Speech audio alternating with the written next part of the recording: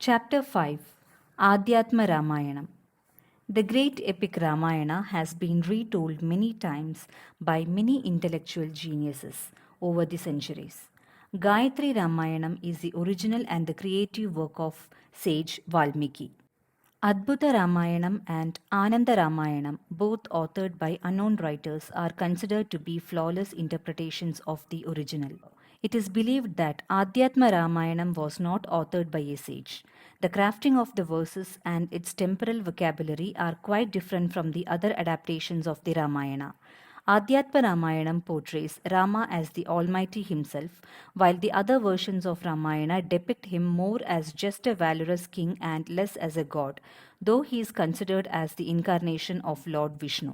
It's an interesting sequence of events that led a pious Brahmin to author the work.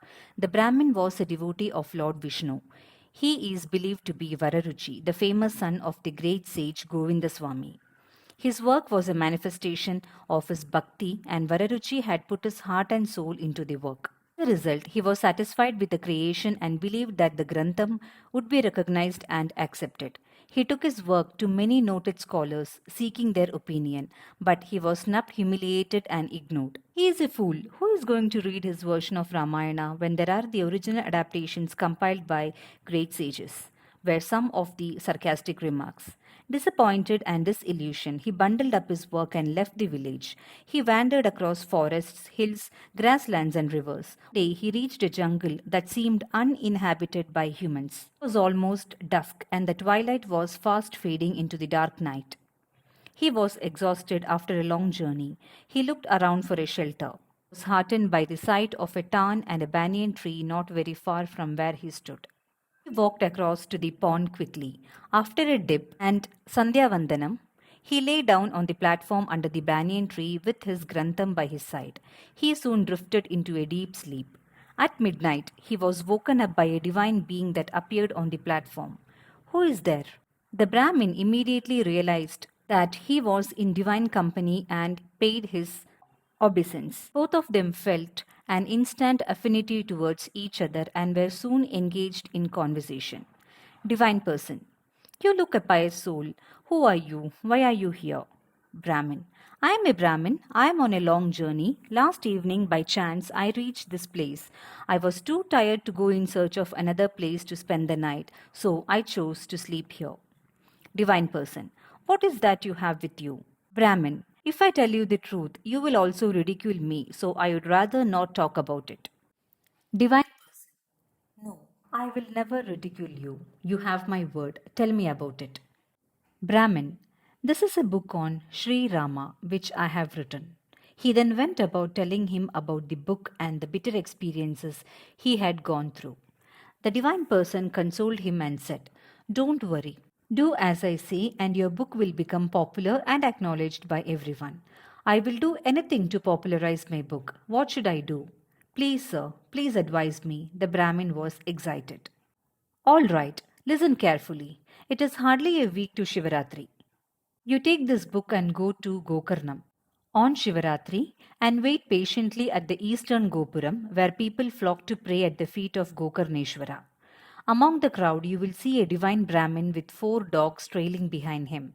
Take your book to him and pray. He will definitely bless you and your. But take care, you must not disclose my name on any account. With these words, the divine person disappeared. The Brahmin was very happy. At the crack of dawn, he set off with a newfound vigor. He journeyed miles before he reached Gokarnam on Shivaratri. As advised by the divine Brahmin, he stood at the eastern Gopuram and waited. By evening, he saw a divine Brahmin approaching the temple. His sturdy frame was tempered by austerity and covered by deerskin, and he was followed by 4 dogs. The Brahmin immediately approached the divine Brahmin, gave him the book, and narrated how it got ignored and ridiculed. The divine Brahmin patiently listened to him with an indulgent smile and a sympathetic look on his face. All right, I shall definitely bless you and your book, but tell me who advised you to come to me?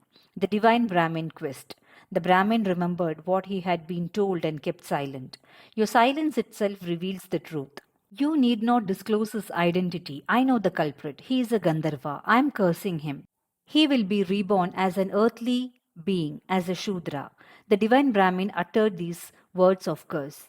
He then took some holy water from his Kamandalu and chanting holy verses, sprinkled it over the Grantham and gave it back to the author. He said, "You may take it now. This work will earn you name and fame." He then proceeded into the temple. His words came true shortly.